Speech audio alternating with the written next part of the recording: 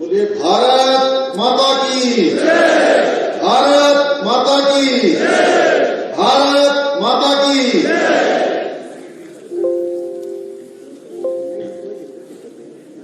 सबकी योजना सबका विकास, ऐसी आज इस कार्यक्रम में अभी हम सब जिनको सुन रहे थे, हमारे पंचायती राज विभाग के बहुत ही ऊर्जावान और लगातार आप सबके बीच में पिछले 4.5 सालों से एक एक जगह पर जाकर उनके समाधान के लिए प्रयास करने वाले ऐसे हमारे पंचायती राज मंत्री आदरणीय अरविंद पांडे जी मंच पर उपस्थित। आज हम जिस क्षेत्र में हैं, जहां पर एक कार्यक्रम हो रहा है, उसके होस्ट के नाते ये होस्ट है आज आप सब लोग जहां आए हैं, यानी कि इन्हीं का आतिथ्य है। यहाँ पर ऐसे हमारे बहुत ही लोकप्रिय विधायक आदरणीय उमेश शर्मा कावल जी मंच पर विराजमान। हमारे कम समय में, जैसे मैं कम समय से मुख्यमंत्री हूं, वैसे कम समय से हमारे सचिव भी हैं, तो इन्होंने काफी सारी योजनाओं को धरातल पर उतारने का लगातार काम कर रहे हैं। हमारे पंचायती राज सचिव नीति सी और मंच पर विराजमान देहरादून के जिला पंचायत अध्यक्षा चौहान जी, टिहरी की जिला पंचायत अध्यक्षा सोना शर्मा जी, पौड़ी की शांति देवी जी, उत्तरकाशी से दीपक विजयवाड़ जी और उत्तर प्रयाग से बहन अमरदेवी शाह जी। कार्यक्रम में उपस्थित सभी हमारे पंचायतों के सभी पदाधिकारी बंधु, ग्राम प्रधान बंधु, क्षेत्र पंचायत सदस्य, जिला पंचायत सदस्य, हमारे क्षेत्र पंचायत सदस्य, ग्राम प्रधान, उप प्रधान, जिला पंचायत उपाध्यक्ष। अब कोई नाम सुन तो नहीं है? अगर किसी का नाम छूट जाता है तो क्या होता है, सब बाद में बोलते हैं कि उन्होंने हमारा नाम नहीं लिया। इसलिए कार्यक्रम में उपस्थित सभी हमारे मेष राशि से लेकर मीन राशि तक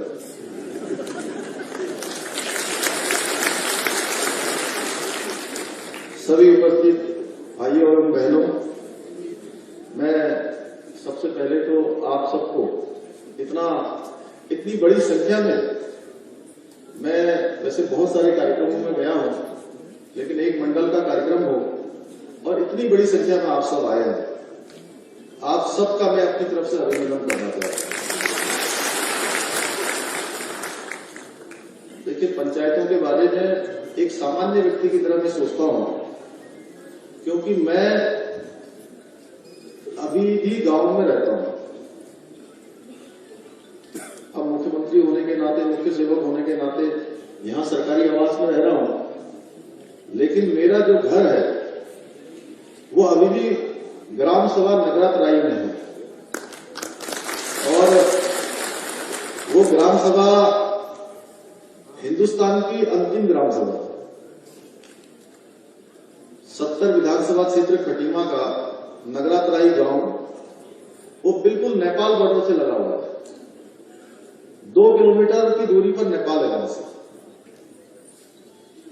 आप में से कुछ लोग वहां आए भी होंगे, सब जानते हैं। तो निश्चित रूप से ग्राम पंचायतों में किस प्रकार की समस्याएं हैं, किस प्रकार की आवश्यकताएं हैं, किस प्रकार का वहां का वातावरण है, मैं भली भांति जानता हूं। पंचायतें हमारे नींव के पत्थर के समान हैं और निश्चित रूप से जो हमारे देश के यशस्वी प्रधानमंत्री हैं नरेंद्र मोदी जी, उनके बनने के बाद लगातार ग्राम पंचायतों को मजबूत करने का काम हो रहा है, लगातार उनको सुदृढ़ बनाने का काम हो रहा है।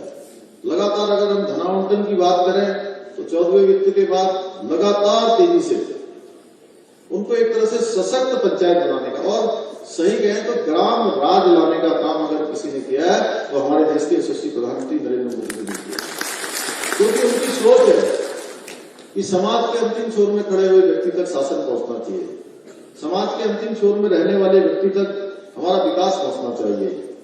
इसके लिए वो लगातार काम कर रहे हैं। राष्ट्रपिता महात्मा गांधी जी का भी कथन था कि गांव के विकास से ही देश का विकास संभव है। यदि गांव का विकास होगा तो निश्चित रूप से देश का विकास होगा। आज मोदी जी के नेतृत्व में सभी गांवों के विकास के लिए हम प्रतिबद्ध हैं। अभी मैं देख रहा था कि आप सबके बीच में से हमारे भास्कर संबल जी ने, जो ग्राम प्रधान संगठन के हमारे अध्यक्ष हैं, उन्होंने बहुत सारी यहां पर मांगें रखी हैं।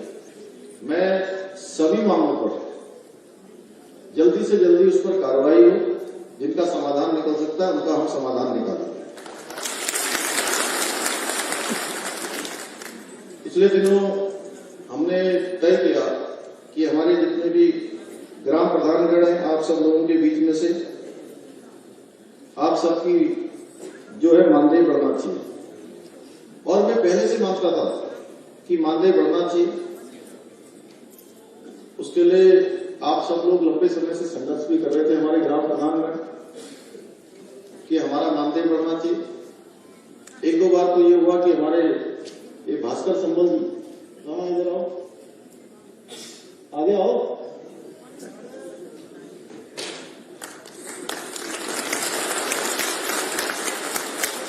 ये भास्कर जो है एक बार मेरे से नाराज हो गया। मैं टनकपुर गया था, उससे पहले इन्होंने कहा कि आप घोषणा करो यार। तो मैंने इनसे कहा, मैंने कहा भाई ये मांग कितनी पुरानी है? तो उन्होंने कहा मांग तो बहुत पुरानी है, और मुझे बने हुए तब 2 महीने भी नहीं हुए थे।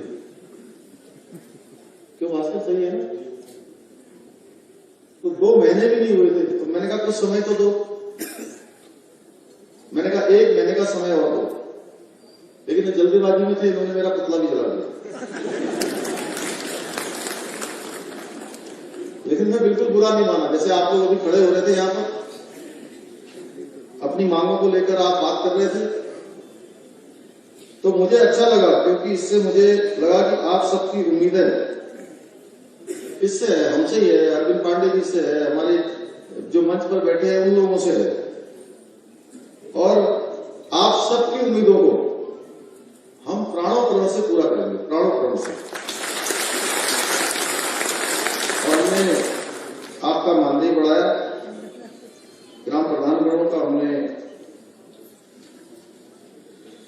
ये मानदेय बढ़ाया और उसकी घोषणा करी। घोषणा करते ही उसका हमने शासनादेश भी निकाला। अभी आप सब लोगों के बीच में से लगातार ये बातें आती रही हैं। मैं चाहता हूं कि जैसे देखिए अभी क्योंकि 4 महीने का कालखंड मुझे हुआ है आप सबके मुख्य सेवक के रूप में काम करने का, जो भी अवसर मिला है उसमें हमने कोशिश करी है, और हम चाहते हैं कि आगे चलकर हमारी ग्राम पंचायतें, हमारे ये त्रिस्तरीय जितनी भी पंचायतें हैं वो मजबूत हों, वो सशक्त हों, और इनका राज आए, त्रिस्तरीय पंचायती राज आना चाहिए। इसके लिए हम काम करेंगे। अभी जितना समय मिला उसमें हमने कोशिश करी सभी के लिए काम करें। तो आज मैं बहुत जगह पर जाता हूं, तो ग्राम प्रधान तो सभी जगह कहते हैं कि आपने हमारा मानदेय बढ़ा दिया, धन्यवाद भी करते हैं कुछ जगह पर, लेकिन वहीं हमारे कलम सब की तारीफ जा रहा है जैसे। तो और जो है, जो हमारे ब्लॉक प्रमुख हैं, जिला पंचायत के सदस्य हैं, उप प्रधान हैं, हमारे क्षेत्र पंचायत सदस्य है, ज्येष्ठ कनिष्ठ प्रमुख हैं, सभी कहते हैं कि हमारा नहीं बना, उप प्रधान बोलते हैं हमारा नहीं बना। तो आज मैं घोषणा करता हूं कि जिला पंचायत अध्यक्षों का जो मानदेय है वो 10,000 से बढ़ाकर 14,000 किया जाएगा। ब्लॉक प्रमुखों का मानदेय 6,000 से बढ़ाकर 9,800 किया जाएगा। उप प्रधानों का मानदेय 500 से बढ़ाकर 1,000 किया जाएगा। जिला पंचायत सदस्यों का मानदेय प्रति बैठक का 1,000 से बढ़ाकर 1500 प्रति बैठक किया जाएगा। इसी प्रकार से क्षेत्र पंचायत सदस्यों का मानदेय प्रति बैठक 500 से बढ़ाकर 700 प्रति बैठक किया जाएगा। इन सभी के शासनादेश निकलेंगे। आप सबके बीच में से अभी जो मांग आई थी, मैंने कहा कि भास्कर जी के जो आप लोगों ने कोरोना महामारी में बहुत अच्छा काम किया, मैं आप सभी को बहुत बधाई देता हूं, बहुत शुभकामनाएं देता हूं कि आप लोगों ने, जैसा माननीय मंत्री जी बोल रहे थे कि अपनी जान की परवाह किए बिना बहुत आपने लोगों की जान बचाने का काम किया। पूरे गांव को, ग्राम सभा को, ग्राम पंचायत को पूरी तरह से संभालने का काम किया। मैं आप सबका अभिनंदन करता हूं और आप सबको प्रशस्ति पत्र हमारी सरकार की तरफ से दिया जाएगा, जितने भी हमारे प्रदेश में काम करने वाले लोग। उसके अलावा जो भास्कर जी ने बात रखी है, उन बातों पर भी हम विशेष रूप से ध्यान रखेंगे। भाइयों बहनों, मैं आपसे कहना चाहता हूं कि आज मैं आपके कार्यक्रम में आने से पहले आज हमने एक कार्यक्रम और शुरू किया, एक विकास की श्रृंखला पर अनुरत रूप से चर्चा हो, ऐसी एक विचार श्रृंखला बोधिसत्व, जिसमें कि सारे लोगों का एक तरह से उसमें कहीं न कहीं योगदान है। अब यहां पर मंच पर मैं आपके सामने बोल रहा हूं, माननीय मंत्री जी बैठे हैं, हमारे विधायक जी बैठे हैं, जिला पंचायत के अध्यक्ष बैठे हैं, सचिव साहब बैठे हैं, उनके अधिकारी बैठे हैं। ये यात्रा केवल इतने लोगों की यात्रा नहीं है, ये उत्तराखंड को आगे ले जाने की यात्रा, ये हमारे सबकी एक सामूहिक यात्रा है, जिसको हम सब लोग लेकर आगे बढ़ेंगे। हम सब लोग एक एक कदम से कदम मिलाकर आगे बढ़ेंगे, कंधे से कंधा मिलाकर आगे बढ़ेंगे। उसको लेकर हमने आज से प्रचार श्रृंखला शुरू करी, जिसमें आज पूरे प्रदेश भर के लोगों से हमने कहा कि आप अपने अपने सुझाव दीजिए कि आखिर हमारे प्रदेश में जिस प्रकार की जलवायु है, जिस प्रकार की भौगोलिक परिस्थितियां हैं, जिस प्रकार से हर साल यहाँ पर आपदा आती है और हम बड़े संकटों से जूझते हैं। आपने देखा होगा पिछले महीने 18 और 19 तारीख को अक्टूबर में भारी वृष्टि आई, जैसे केदारनाथ जी की वृष्टि आई थी 2013 में, उसी प्रकार से इस बार की वृष्टि में कुछ स्थानों पर तो केवल बारिश के रिकॉर्ड ही नहीं टूटे, बारिश के तो कई सालों के रिकॉर्ड टूट गए, लेकिन इस बार इतनी बड़ी मात्रा में नुकसान हुआ। तो इन सब से कैसे हम उबर सकते हैं, कैसे हम राज्य को आगे ले जा सकते हैं? बहुत सारे स्थानों पर पलायन की समस्या है कि गांव के गांव खाली होते जा रहे हैं। आप लोगों की ग्राम पंचायतों में बहुत सारे गांव ऐसे होंगे जहां पर एक घर 2 घर रह गए। आखिर हम वहां पर क्या कर सकते हैं? कैसे लोगों को स्वरोजगार से जोड़ सकते हैं, कैसे रोजगार से जोड़ सकते हैं? मुझे स्वीकार करने में कोई परेशानी नहीं है कि सरकार में जो सरकारी नौकरियां हैं, वो सरकारी नौकरियां बहुत सीमित हैं। अभी हमने कहा कि हम 24,000 जो पद हैं, पहले दिन से, जिस दिन से मैंने मुख्य सेवक के रूप में काम करना शुरू किया था, उस दिन से हमने कहा कि हम 24 के 24,000 पदों को भरेंगे और उसकी प्रक्रिया प्रारंभ हो गई है। और प्रक्रिया ही प्रारंभ नहीं हो गई, 10 से 12,000 पदों पर विज्ञापन और उसके नियुक्ति की प्रक्रिया प्रारंभ हो गई है। रात को 12-1 बजे तक एक दिन मुझे जनरल नेगी साहब, जो हमारे लोक सेवा आयोग के चेयरमैन है, वो भेंट करने आए थे। मैंने कहा नेगी जी क्या हाल है, जनरल साहब बताइए कैसा चल रहा है? तो बोले कि साहब इस समय में हमको रात में कई बार 12-1 बजे तक काम करना पड़ रहा है, क्योंकि इतना हमारे ऊपर प्रेशर है। जो आप लोगों ने निर्णय लिया है, सरकार ने जो निर्णय लिया है कि सारे सरकारी पदों को भरना है। मैं आपसे कहना चाहता हूं कि हम 24 के 24,000 पदों को भरेंगे। इसके अलावा विभिन्न विभागों में हम और सर्च कर रहे हैं कि और कहां पद खाली है, कहां पर और हम भर्तियां कर सकते हैं। उसके लिए हम लगातार प्रयास कर रहे हैं। लेकिन इन 24,000 पदों से हम 10-15,000 और भी भर्तियां कर देंगे। मान लीजिए हम 25,000 और कर देंगे, तो कितने हजार? 85,000 लोगों को रोजगार दे पाएंगे। जो सच है मैं आपके सामने कह रहा हूं, क्योंकि आप लोग, मैं यहां पर आ रहा था तो मीडिया के लोग मुझसे पूछ रहे थे कि आज आपने जो ये सबकी योजना, सबका विकास जो प्रारंभ किया है, क्या है? मैंने कहा कि ये लोग एक सेतु का काम करेंगे सरकार के बीच में, जो आपकी सरकार है और जो प्रदेश की सरकार है, उस सरकार के बीच में आप सब लोग सेतु का काम करेंगे। जो सरकार की योजनाएं हैं वो नीचे तक ले जाने का काम करेंगे और हम आम जन तक पहुंचाने का काम करेंगे। तो निश्चित रूप से तब मैं उनसे कह रहा था कि ये एक सेतु है हमारे बीच के। तो मैंने कहा कि अगर 50,000 लोगों को भी रोजगार दे पाएंगे तब भी कम है। इसके लिए हमने कहा कि हम स्वरोजगार के लिए, जैसे अभी हमने मुख्यमंत्री रोजगार योजना, उसमें जगह जगह पर हम मेले लगा रहे हैं, जगह जगह पर उनके स्टॉल लगाए जा रहे हैं, जहां भी हो रहा है कार्यक्रम हो रहे हैं। और साथ में हमने कहा है कि अब जो रोजगार के मेले लगाए जाते हैं वो मेले केवल औपचारिकता के लिए न लगाए जाए। इसके लिए हमने बड़ी बैठक करी, सचिवालय में 2-3 बार मैं बैठक कर चुका हूं, और हमने बैंक के लोगों से भी अनुरोध किया कि आप लोग केवल औपचारिकता मत करिए कि हजारों फार्म भरे जाते हैं और हजारों फार्म भरे जाने के बाद सैकड़ों लोगों के भी आवेदन वहां बैंक में स्वीकार नहीं होते हैं। तो स्थिति बड़ी खराब हो जाती है। इतनी स्थिति खराब हो जाती है कि जो नौजवान, जो युवा, भाई बहन जो नौकरी के लिए जाना चाहते हैं, नौकरी प्राप्त करना चाहते हैं, वो सोचते कि हम नौकरी ही प्राप्त कर लें, रोजगार नहीं करेंगे। रोजगार करने में कहीं मिलता ही नहीं। कोई कहता है यहाँ एक जगह पर फार्म भरवाया गया तो चरित्र प्रमाण पत्र नहीं बनाया, दूसरा कहता है यहाँ पर जो है जाति प्रमाण पत्र लाओ, कोई कहता है निवास प्रमाण पत्र लाइए, वो बेचारा घूमते रहता है। तो हमने कहा इसमें हम सिंगल विंडो सिस्टम के आधार पर काम करेंगे। एक ही स्थान पर प्रमाण पत्र बनेंगे, एक ही स्थान पर बैंक के लोग आएंगे, वहीं पर उनके फार्मों की स्क्रूटनी होगी। धीरे धीरे हमें सुधार की तरफ जा रहे हैं। और हमने मुख्यमंत्री नैनो योजना चलाई, उसके तहत भी हम अधिकांश लोगों को कोशिश करेंगे कि जो लोग रोजगार करना चाहते हैं वो रोजगार से जुड़े, वो मुख्य धारा में आए, अपना स्वरोजगार खड़ा करें। हमारी जो बहनें, मैं देख रहा हूं इसमें मातृशक्ति हमारी बहनों की बड़ी संख्या है।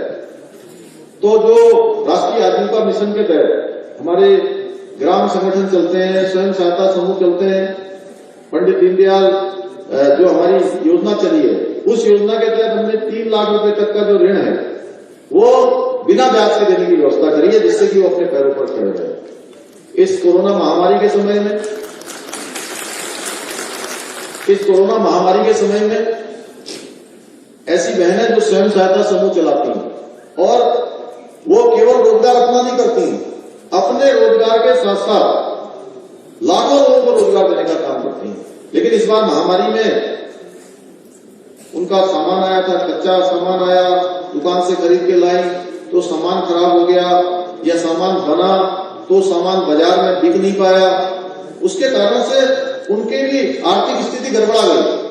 तो हमने कहा कि नहीं, अगले 6 महीने तक उनको अनुदान राशि देंगे, 2-2 हजार रुपए प्रत्येक स्वयं सहायता समूह को देंगे। साथ में 6 महीने का उनका जो ऋण है, जो ऋण का ब्याज है वो ब्याज माफ करेंगे, और 5 लाख तक के ऋण जो है बिना ब्याज की देने की व्यवस्था करी। 119 करोड़ रुपए का हमने इसके लिए पैकेज दिया। 4 धाम यात्रा में जो लोग 4 धाम यात्रा नहीं चल पाने के कारण से इस बार उनका रोजगार ठीक प्रकार से नहीं हो पाया। यात्रा चलिए, आपको पता होना चाहिए कि इस बार यात्रा चलाने के लिए हमने बहुत प्रयास किया, बहुत मुश्किल से हमने यात्रा चला पाए हैं। यात्रा लगातार रुकी रही। हम सुप्रीम कोर्ट में गए, सुप्रीम कोर्ट से कहा गया कि अभी जब तक कोरोना की महामारी के कारण से यात्रा रोकी गई है, जब तक कोरोना महामारी कम नहीं होगी तब तक यहाँ सुनवाई नहीं कर सकते हैं। फिर हमने दोबारा सुप्रीम कोर्ट से केस वापस लिया, और सुप्रीम कोर्ट से वापस देने के बाद फिर से हम हाईकोर्ट में गए, जहां से उस यात्रा पर रोक लगी थी। हमने फिर से आवेदन किया कि अब तो कोरोना महामारी कम हो गई है, अब आप जो है यात्रा की हमको परमिशन दे दीजिए। अब यात्रा की परमिशन तो उन्होंने दे दी, लेकिन परमिशन कितनी दी? 800 लोग केदारनाथ जी में, 600 लोग बद्रीनाथ जी में, 400 लोग गंगोत्री में, 300 लोग यमुनोत्री में, जहां लाखों पर्यटक आ रहे हैं। और वहां पर हजारों में जो है, हजार भी क्या आप लगा लीजिए, 8 6 14, 14 और 7 21, टोटल 2100 लोगों की रोज की परमिशन थी। इतनी कम थी कि हम सोच नहीं पा रहे थे कि करें तो करें क्या। और उसमें भी अव्यवस्था इतनी हो गई कि बीच में लोगों ने कहा कि आज यहाँ यात्री परेशान, वहां यात्री परेशान, पूरे अखबारों में निकलने लगा, पूरे फेसबुक ऑल पूरे वायरल हो गए, जिससे प्रदेश की बदनामी हो रही थी। मैं स्वयं वहां देखने के लिए अचानक केदारनाथ चला गया और मैंने वहां देखा, लोगों से मिला। उस दिन भगवान केदारनाथ जी की अच्छी कृपा हुई कि जैसे ही मैं वहां से वापस लौटा और मैं हेलीकॉप्टर से जैसे देहरादून उतर रहा था, उसी समय मुझे हाईकोर्ट से फोन आया कि आपने जो यात्रा खोलने के लिए वहां हाईकोर्ट में दोबारा से आवेदन किया हुआ था, हाईकोर्ट ने पूरी यात्रा खोल दी। लेकिन वो यात्रा 1 महीने की बची हुई थी।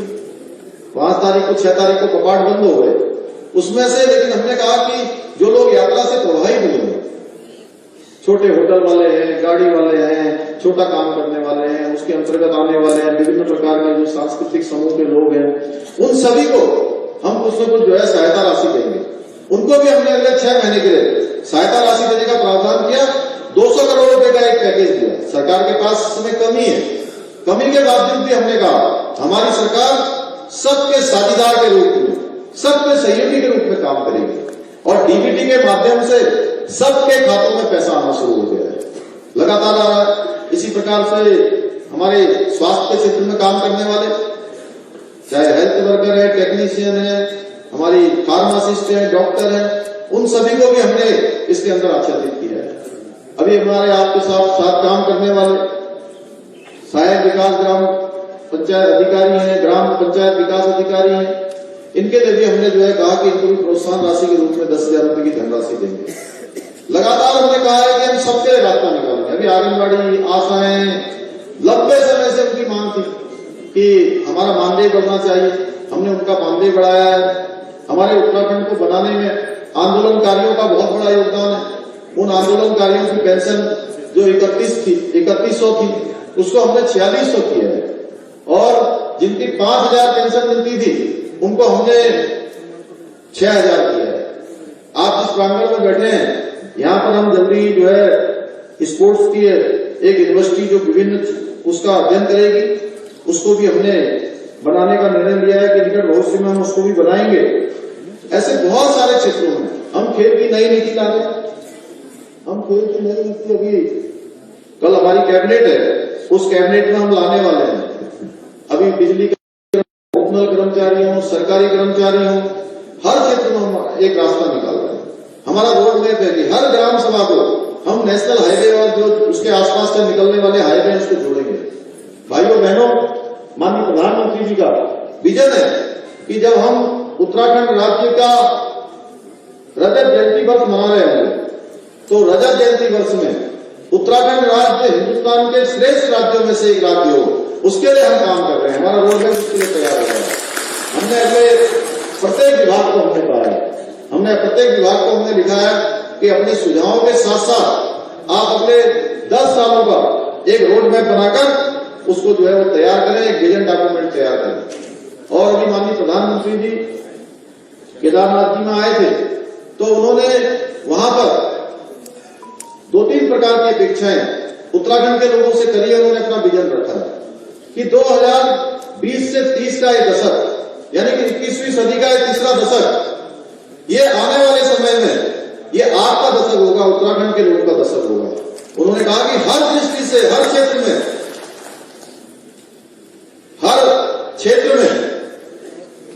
उत्तराखंड श्रेष्ठ राज्य की ओर बढ़ेगा। उसके लिए हम सबको मिलकर प्रयास करना है। हम सब लोगों को ग्राम सभा स्तर से उसकी शुरुआत करनी है। अभी पिछले दिनों मैंने पीठसैन में जहां वीर चंद्र सिंह गढ़वाली जी की प्रतिमा का जहां हम लोगों ने अनावरण किया था उनकी पुण्यतिथि के अवसर पर, वहां पर मैंने घोषणा करी थी कि प्रत्येक जो हमारी ग्राम पंचायतें हैं उन सभी ग्राम पंचायतों में हम एक ओपन जिम खोलेंगे। उसका भी हमने शासनादेश निकाल दिया है।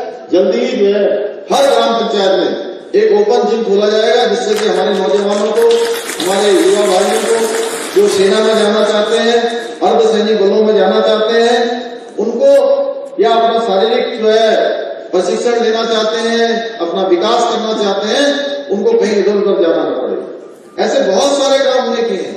नौजवान युवाओं के लिए हमने इस साल की जो भर्ती प्रक्रिया है, जितने भी आवेदन भरे जा रहे हैं, सारे आवेदनों को हमने निःशुल्क किया हुआ है। ऐसे बहुत सारे काम, पर्यटन बढ़े, इसकी दृष्टि से हमने पर्यटन के क्षेत्र में अभी तक जो हमारी हवाई सेवाएं हैं, 43 सड़क के लिए हवाई सेवा चलाई है, गोचर के लिए चलाई है। हमारा लक्ष्य है कि इस साल के अंत तक हम प्रत्येक जो हमारे प्रमुख शहर हैं, सभी शहरों को हवाई सेवा से जोड़ देंगे, सारी सड़कों को जोड़ देंगे। हर तरीके से हमारी सरकार लगातार कोशिश कर रहे हैं। हमने कहा कि हमारे भाव में आप सब जनप्रतिनिधि हैं, आप जानते हैं, मैं आप सबसे अपेक्षा करता हूं कि आप लोग एक शब्द माननीय तिवारी जी कहते हैं, नारायण तिवारी जी कहते थे अनवरत विकास क्या, अनवरत रूप से चलने वाली प्रक्रिया है, सतत विकास, अनवरत विकास और राजधर्म, ये दो का पालन जरूर हमको करना चाहिए। जब आप निर्वाचित प्रतिनिधि हो गए तो आप सबके हो गए। ठीक है, कई बार आप विभिन्न राजनीतिक दलों में काम करते होंगे, वो राजनीतिक उनकी अपनी चीजें होती हैं, अपना विचार होता है, लेकिन उसके बावजूद भी जब आप ग्राम प्रधान बन गए, उप प्रधान बन गए, क्षेत्र पंचायत के सदस्य बन गए, ब्लॉक प्रमुख बन गए, जिला पंचायत के अध्यक्ष बन गए या सदस्य बन गए, तो आप फिर उस क्षेत्र में रहने वाले आप सबके हो जाते हैं। और हमारा व्यवहार, हमारा आचार व्यवहार उसी प्रकार का होना चाहिए। और देखिए, मैं बचपन में चूंकि गांव में पला बड़ा, तो मैंने देखा कि उस समय में जो हमारे समय में सरपंच होते थे, आज से 35 साल पहले, 40 साल पहले, हम छोटे छोटे थे, उनकी इतनी ज्यादा पूछ होती थी कि अगर वो कोई भी झगड़ा हो जाता था, कोई विवाद निपट नहीं रहा होता है, तो उसको निपटाने का काम कौन करता था उस समय? कौन करता था? सरपंच करते थे, क्योंकि सबका भरोसा होता था उनके ऊपर, सबका विश्वास होता था। आज हमारे सामने चुनौती ये भी है कि हम उन सब लोगों का एक विश्वास बना के रखें कि जो दायित्व हमको मिला है, उस दायित्व के प्रति हम कैसे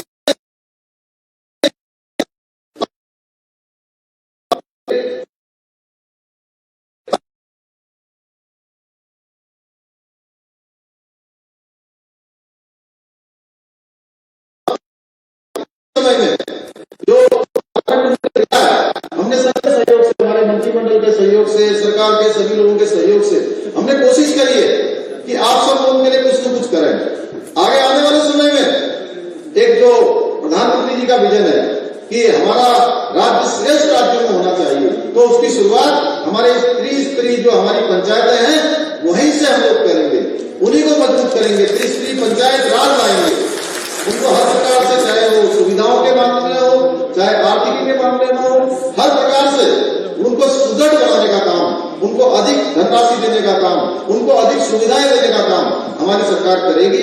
मैं आज के अवसर पर आप सभी का धन्यवाद करता हूं। और मुझे ये भी बताया गया कि ये जो ग्राउंड है, ये ग्राउंड यहाँ पर क्रिकेट का मैच होता है, शायद बच्चे मैच खेलते होंगे, तो आगे से हम लोग जो है ऐसे ग्राउंड में जो है कार्यक्रम नहीं करेंगे, क्योंकि आप लोगों को नहीं पता है, शायद यहाँ पर बच्चे खेलने आते हैं, इसलिए आगे से दूसरी जगह पर कार्यक्रम करेंगे। और मैं स्वयं आज उन बच्चों के साथ ही जाकर, मैं मंत्री जी, हम लोग सब लोग वहीं बच्चों के साथ ही बैठेंगे, हमारे उमेश भाई भी, हमारे जिला पंचायत वाले सचिव साहब भी, कि उन्हीं के साथ, उन्हीं बच्चों के साथ जाकर भोजन करेंगे और कैसे वैज्ञानिक तरीके से उनको ट्रेनिंग मिले, आगे हम स्पोर्ट्स यूनिवर्सिटी बनाने के लिए भी इसको प्रयास करेंगे। तो मैं आप सभी का धन्यवाद करता हूं कि आप सब लोग इतनी बड़ी संख्या में आए, आप सबके अच्छे अच्छे यहाँ पर सुझाव आए, बहुत सारी चीजें हमारे आपके प्रतिनिधियों ने यहाँ रखी हैं, उन सभी सुझावों पर हम अमल करते हुए उनका समाधान का प्रयास करेंगे। आप सभी को कोरोना वॉरियर्स के रूप में मैं पुनः एक बार मुख्य सेवक होने के नाते आप सभी का अभिनंदन करता हूँ। बहुत